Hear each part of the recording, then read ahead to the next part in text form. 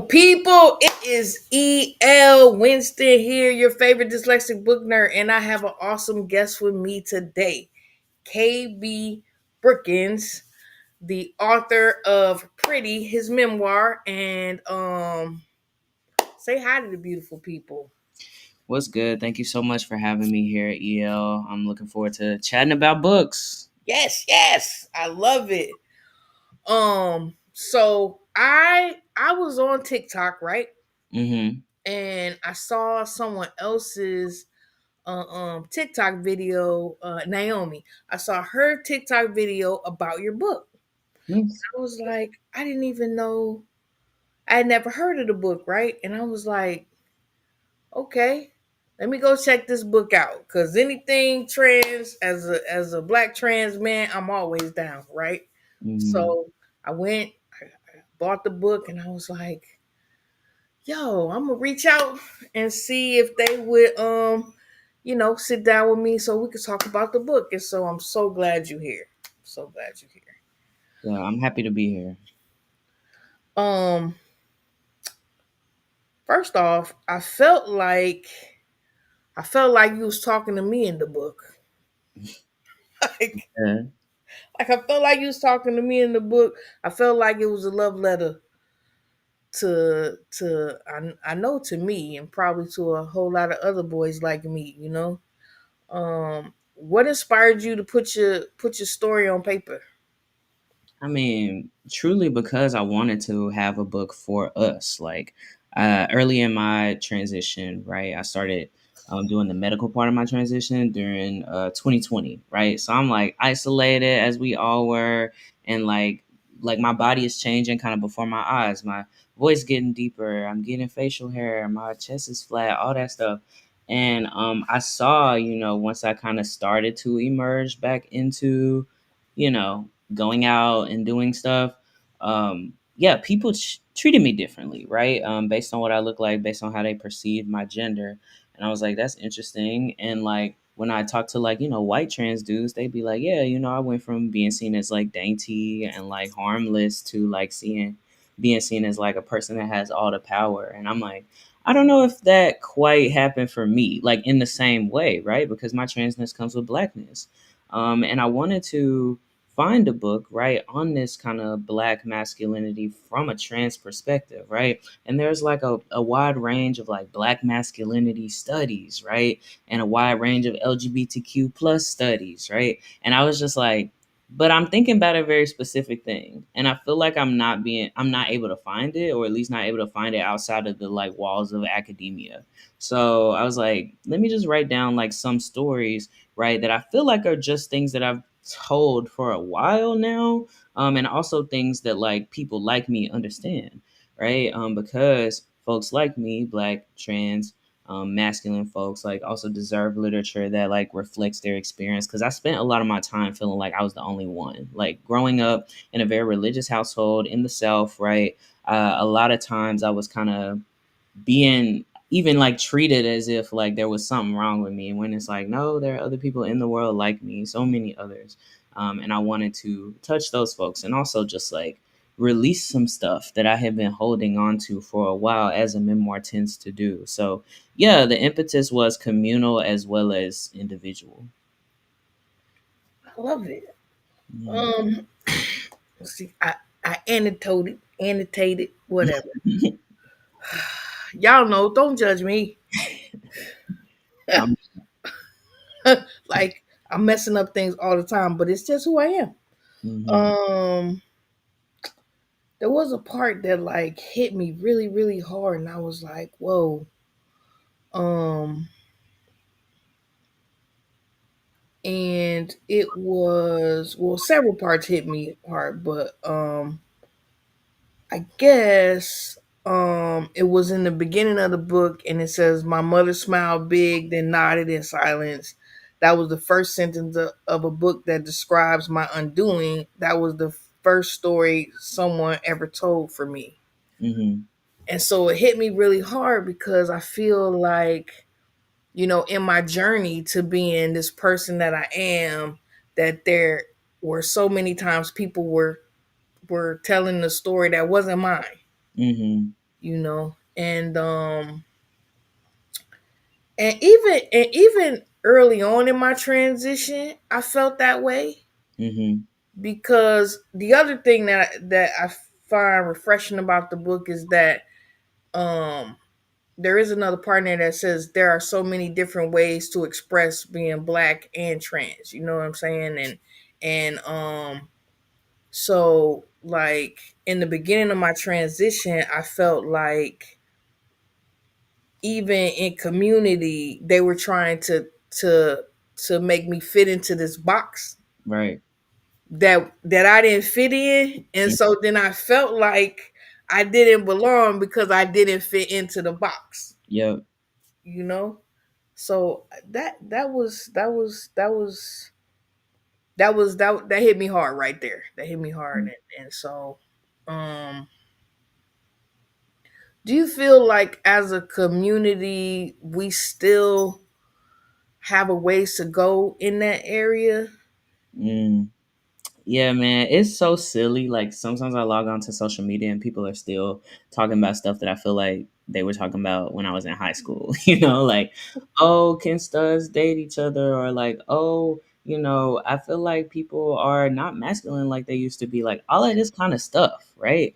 Where I'm like, why are we still having this like cyclical type of conversation where it's like we know that there's no one way to be a woman, no one way to be a man, no one way to be non-binary. I think you just gotta like let people tell you who they are and respect that from there because they are gonna know more about themselves than you are, right? And then also like, gender is not the same thing as sexuality, right? You can't just assume someone's sexuality based on how they present themselves to you. So it's definitely still a lot of ways to go. And I would even say like, I grew up in a very religious household where everyone was assumed to be cisgender and straight. And then like once I kind of got my first queer community in high school, it was even like amongst these like what at the time, right, we call like studs, where it's like yeah, something is different about you, right? And we can't like quite put our finger on it, but we know that like you are different, right? So I definitely also like was picking up what you was putting down. Like I felt like a bit ostracized in the kind of lesbian sapphic community that I was in. And I think that that ultimately comes down to like some of it is ignorance, right? Just like not knowing what you don't know. I didn't know what non-binary was when I was in high school. I didn't know like that, I knew like generally that when people said these things about me, like I don't agree, and like why do you care? With like, okay, you should only be dating a person that looks like this and X, Y, and Z. I'd be like, yeah, I feel like I don't know why you care, but I didn't know the language as to like how to talk about that. And I acquired that language over time by reading books, right, and by like just um, getting to know more people in the queer and trans community, like. I recognize that I don't have every single identity, right? It's LGBTQIA, and so many other identities past that. Right. So I had to really just keep myself open to learning more, right? About different people's experiences. And once I learned more language for like who I was, it was over after that. Nobody could tell me anything. But yeah, it's definitely like intercommunally some work that we need to do. And I think that work has a lot to do with just educating each other, right? When we say problematic things around each other, it takes like just one person saying like, so why do you think that? Right? Like, and I find a lot of times, I find myself in situations because a lot of people assume that I'm like a cis dude when they know nothing about me. So when I'm around like other dudes, even I'd be like, yeah, so why you think that way? Or what brought you to this conclusion about this woman or whatever?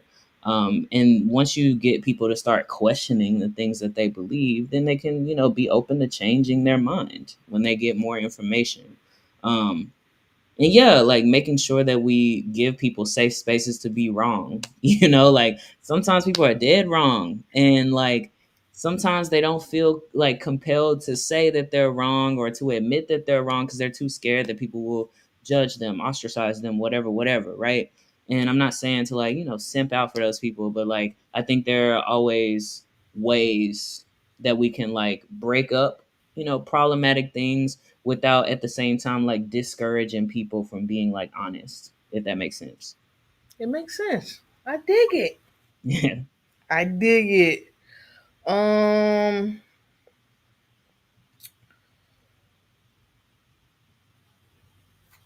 one of the other things was black existence is already synonymous with worry, Mhm. right?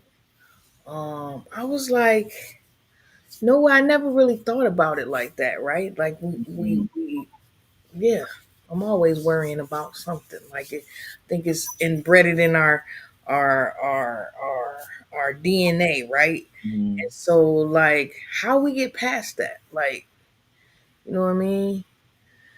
And then it felt good being treated like a girl until it didn't. Mhm. Like I felt that too. Like even though I can't really remember, maybe because it's been so long, right? Because I'm 53 now. I turned 53 on the 27th of September, right? Was my birthday. And so I turned 53. And so I Mhm. really don't remember much about that time in my life, but I do remember um like little things like if I did something that was perceived to be feminine and my parents were like, "Oh, Mhm. you good to," you know what I'm saying, versus the things I did that were like, "Don't do that." That whole thing about your mom saying, there are men around, that thing hit hard for me too cuz I'm like, yeah, I used to be that. Why? Like why? You don't Mhm. understand. And so there were a lot of points in the book that like interconnected with me, you know what I mean? And so um and then um there was a part about church. What did it say? Yeah, a lot of stuff about church in there for sure. Yes. Oh, there's still black churches out there not letting their queer folks be honest. Queerness still impacts how I navigate space. Mhm. So, would you still consider yourself a believer or a spiritual person? Do you still um have issues in navigating those spaces, or do you even navigate those spaces at all anymore? Yeah, these are large questions. I'm gonna try to go one by one. Okay. So as far as black existence is synonymous with worry, I mean that was honestly like coming from personal experience as well as experience of other black folks that I'm in community with, where we like, we tense up when we see a cop car, right? Like, and we're worried, like, okay, I need to not go outside with a hoodie on. Like, those are things that we have to consider just because of history, right? Because of the history of our people. And then like, when it's a space where it's just us, right? That sometimes I feel like, of elevatedness, like when I'm in spaces like that.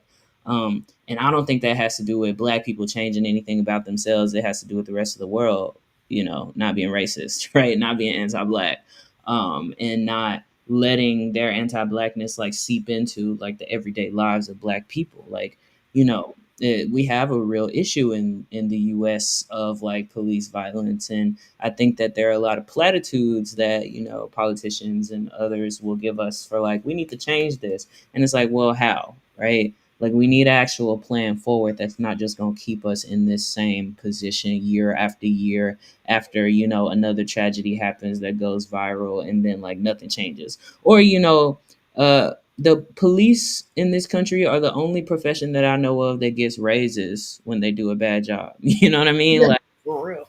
they get raises, they get more money thrown at the problem, but it's like maybe that's not where we need to throw the money. Maybe instead we throw the money at social services, we throw the money at racial sensitivity trainings. Yet that's starting to get outlawed in some places. You know what I mean? Like, so it's a lot of things that others need to do, not necessarily us, right? We got to just start living, and people got to allow us to live. And as far as like being a believer, I mean, honestly, I had a lot of church trauma, like from growing up and being so embedded in the church. I grew up with a family that had a gospel singing troupe. You know what I mean? I was one of those kids that was in church Wednesday, Sunday, and sometimes Saturday. Like, I was there all the time. My daddy cut the yard at the church. He was a preacher at the church. My mama played the piano. Like, I was there all the time. So I was like kind of constantly exposed to like other people's bigotry as it pertained to queer and trans people. Now I'm old enough now to know that not all churches are like that. You know what I mean? There are churches now that understand the like historical, just violence that church folk have inflicted upon, queer and trans people, and they're trying to right those wrongs. But still, to this day, I can pop up in a church and they're doing some kind of, sermon about how it's wrong to be gay, X, Y, and Z, and really twisting scripture to really like adhere to their own bigotry, right? But I know, I've read the Bible back and forth a number of times just because of my upbringing, right? And I've heard all different kinds of preachers interpret the same verse differently. I just know ultimately that like you don't necessarily a church is like a community center, right? And Mhm. like if that community center is not one that's working for you, you can go to another one.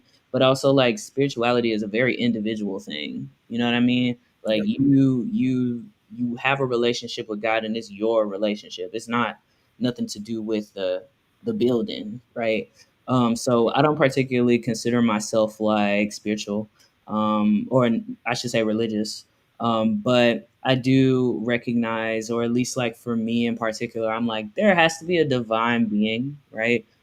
Because there are a lot of things in the world that are not easily explained by science.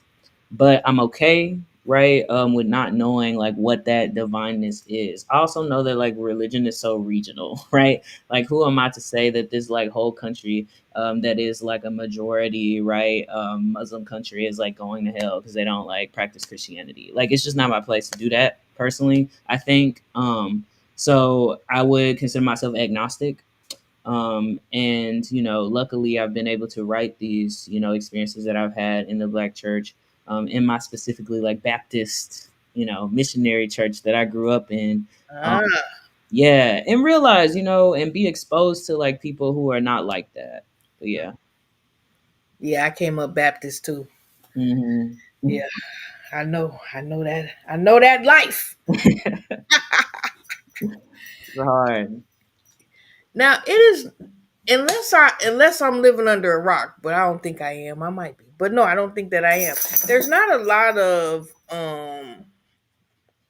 trans books out, right? Like this type of trans book, like memoirs or just trans stories written by um black trans people, right? Mhm. Um so what was the process for you getting published? Was that, I'm assuming it was hard. Was because it's already hard for black people in general. Right. You know what I'm saying? Then you add in black and trans, and then Right, right. The U.S. literary industry is a very particular one, very underrepresented as far as people of color goes. I think like when I say literary industry, I'm not just talking about the publishers, right? I'm talking about the editors that work at those publishers, the publicists that get the word out about your book. I'm talking about the agents who represent your book, and it's just overwhelmingly white, right?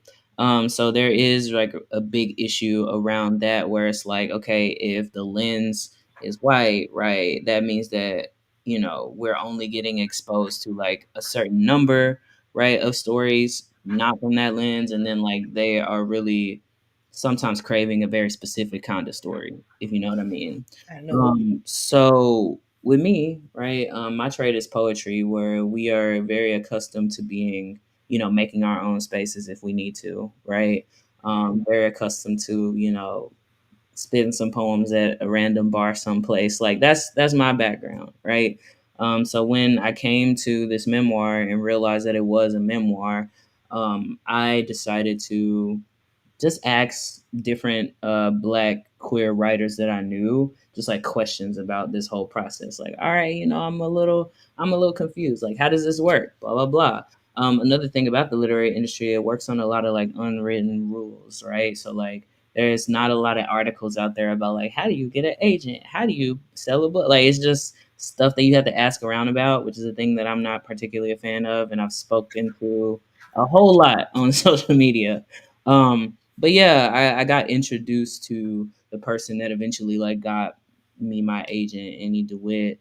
And she went out with my book, and I'm not gonna lie, some places was like, I just feel like I don't get the cultural references of this book, so I think I can't edit it for that reason, or maybe I feel like I'm not the right editor for this because of it being a book that is not like particularly in right now, all of that kind of stuff. And it's a book that is multi-genre, right? It has essays, it has poetry, it has photos. And not all editors, right, are interested in poetry for various reasons. So, it was an uphill battle. I consider myself very like lucky to be one of the people who get published. Right, there are a lot of voices that we don't hear from because of how hostile the literary industry can be to people like me. So it took some editing. It took like just aligning myself with the right people at the right time. You know what I mean? My editor Ed Knopf, Errol, was just ultimately open to like not knowing everything, right? He's a cis black dude. I'm writing a lot about masculinity in the book, and he found it to be, singular and interesting. So we worked together on it. But yeah, it was not easy. First, just writing it, right, and Mm. being the person that could like have enough perspective to like write a book of this sort, and then it definitely wasn't easy publishing it, but I got to the publication day. I've gotten to conversations, like this one with you. And that was really what kept me going throughout the whole process. I'm like, I want this to be a book that then people can read it and be like, finally, I see myself in literature. Because we've been asked all of our lives to see ourselves in, Huckleberry Finn and, Shakespeare and all of these other voices that are reflective of other people. The white girls can't be the only people that read a book and be like, that's so me. You know what I mean? Like I want, Right. some black kid in the South and what people call flyover states to pick up this book and be like, yes, that is so me. So that's definitely what kept me going. Definitely need more books, like Yeah. more. We need more our voices heard more in those spaces. Like I had that conversation recently with another queer author who I love all his work. Hmm. Terry J. Ben Walker, right? So I just reviewed his latest book, and we were talking about like if I had had this book when I was this age, it would have changed the trajectory of all of this that happened. You know what I mean? And I feel like your book is definitely gonna be that for some some young up and coming and some old like I transitioned in my late 40s, so you know. And they ain't had no book for me then neither. Yeah. You know what I'm saying? Yeah. So it's refreshing to for the hopes um that the youth that comes behind us has something, and also that people of all ages, no matter when you start to take that journey, that there is a book that you can look at and say, okay, Yeah. I see me, I see those things in this book that connect with my journey. So Right. any new projects in the works? Oh man, what a scary question. Well, I'm writing stuff here and there. I think anything that I'm writing right now is a little too early to talk about because I am a very like superstitious person. Like I don't want to talk about it too early because then it may not happen. Like so, I'm working on stuff. I'm always gonna be popping my stuff, in these books. So it's just a matter of me finishing something that I like enough and then sending it out. Got you. Yeah. So what would be your advice for someone who wanted to put out a book or wanted to start writing? Mm. Well, first, don't wait on permission to just do it, right? I think writing is one of the most accessible art forms in the sense that all you need is a pen, a notebook. a library card, and you got access to like everything you need. You know, Yeah. how I learned to be a writer initially was just some rundown, high school classroom where I had a teacher that believed in us enough to like push us to become better poets, right? And for us to even like know contemporary poetry. Before that classroom, I thought poetry was like, old dead white dudes. So it's just about like exposing yourself to what's out there, right? Right. And libraries is one of the last like, accessible resources we have that is completely free, and they're in every city, right? So making use with what you got right now is the number one thing, right? Don't feel like you gotta buy this $500 computer program in order to be a writer, that you gotta go and spend a lot of money at a university to be a writer, right? Like you can start with what you got right now, right? And then like honestly, like immerse yourself in a local community, right? I'm hard pressed to find a city that doesn't have like at least one open mic, right? So going to those places and talking to the people around you. If you like a poem that you hear, if you like a short story that you hear, going up to those writers and being like, I like this, and this really spoke to me in this way. Can we get connected, etc. Going to bookstores in your local area, right? And talking to the staff there. When I first moved to Austin, Texas, which is where I live now, one of the first things I did was just go to like I was jobless too, but I went to like every bookstore, every open mic, every reading series I could, and just was talking to people there, like trying to see like what's going on here, what do people care about here. So having that curiosity with your own writing, but also having that curiosity about your local community, right? And that's also how I got my first couple of shows, like asking a bookstore, like, do you need somebody to introduce this writer that you'll have, in a couple weeks, or can I get a slot on that open mic? Like asking, the worst thing they can say is no, right? And you don't get good at things like performing your own work until you just do it a lot, so giving yourself, finding those opportunities to do it a lot, I think is good. And then once you do get to the point where you're like, okay, now I want to try to publish my stuff, doing those Googles. I mean, like, honestly, my first couple of things that I like submitted to literary magazines and to presses, probably a hot mess, right? But I was like learning as I went, and like asking, people who is doing it successfully, like questions, like, and it's best to ask like laterally rather than vertically, as in like maybe don't, approach Stephen King and be like, how you do that? Right? Like asking a person right next to you Right. that's in your local community, like, oh, I saw that you got this poem published with, insert magazine. Like, how did you go about submitting this, and asking the necessary questions and Googling answers and stuff like that. And it's just like a from the ground up thing. I truly consider myself a writer that really just like came out of the mud. Like I didn't, have any classes on the business of writing or whatever. I offer those classes now because I recognize like it didn't need to be as hard as it did, for me. But yeah, man, staying curious, like getting up and like taking yourself seriously from the get go is what I would suggest. I like that. Y'all heard that? Take yourself seriously. Ask those questions. Get out there.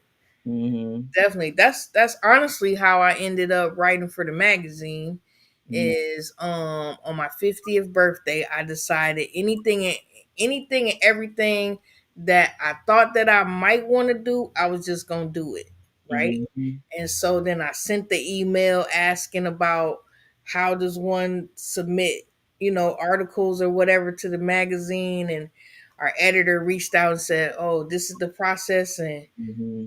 and that's how I started. And now we working on year 3. I've been writing for the magazine for 2 years. Thank you. Nice. And then so me and the editor, we talk constantly, right? And so I was talking about all these books I was reading, and I was getting back into reading because I'm dyslexic, and so it's always been a challenge for me, but it's always been something that I really love, right? Hmm. And so then she was like, "Hey, so you should start um book reviews." And I was like, "What?" But hey, I said, When I turned 50, anything and everything that sounded like something I would want to do, boom. Yep. So, you know, so here I am. It'll be a year in January since I started book therapy. Nice. Thank you, thank you. So I'm super, and I've got to meet some amazing people like yourself and have some amazing conversations about your books and just life in general, which has been a blessing for me. Um, speaking about books, right, in libraries, Mm-hmm. um, with the climate we're currently in and the Mm-hmm. book ban and going on, like, what's your thoughts or feelings on that? Mm. Thoughts and feelings are, the people trying to ban books know that books are powerful, know that books change culture, know that books can have the power to change someone's mind about a previously held belief that they once had about Black people, about queer and trans people, about disabled people, etc. Um, and, we in a mode where people trying to go full fascism, and like I think it's up to us, as consumers of literature to push back on that by reading those banned books, right? A thing that they don't realize is when you try to ban the book, it just ricochets and brings more people to it, you know? That So like I try to stay abreast on like, okay, what books are getting banned? What books can I support, right? How can I support those authors? Because it can be very very disheartening, right, as an author to put all of this time and effort into publishing a book, and then some whoever, like in some county, is just like, oh, we need to ban this, right, because it depicts queerness or whatever. It's always like very surface level reasons. And supporting those authors, following them on social media, interacting with their posts, going to their book events when they have them, checking out those books at the library. Some people think, checking out a book at the library is inferior to buying the book. Of course, buying the book puts money in authors' hands, but also checking out the book tells the library, like, hey, this is a popular book, and then they end up buying more of them, right? So, like, you're still helping authors by doing that, and talking to people about the books that you like, dropping reviews. Anybody can drop a review on Goodreads, on Storygraph, NetGalley, all of those places. So like also telling people about those books. I know a couple people that like they won't even read a book until they like check the reviews online and whatever. So like you're doing us a solid by doing those things. So doing those things to combat, all of the hateful rhetoric that is surrounding book bans. I also know that there are a number of organizations that are kind of specifically um, in place to push against those things at the legislative level. So figuring out what your local chapter of those organizations are. I know I'm like a part of Authors Against Book Bans. I know there's probably something around that for like Readers Against Book Bans. So finding those like local chapters and getting involved at the legislative level too is awesome. Thank you. So, do you have any favorite authors? Man, that changes as the days change. I But feel that. I can tell you authors that I was really enamored with while I was writing Pretty, would definitely be Kiese Layman. So Kiese Layman has a really amazing memoir called Heavy. He also has a essay collection called How to Slowly Kill Yourself and Others in America. Really awesome. It is as bombastic as the title is. He also has a novel called Long Division. I've read all of the books. I love them. I also love his like stuff on social media that he posts. Um, there's another one, Hanif Abdurakib. He's a really amazing poet as well as nonfiction writer. His most recent book is called "There's Always This Year."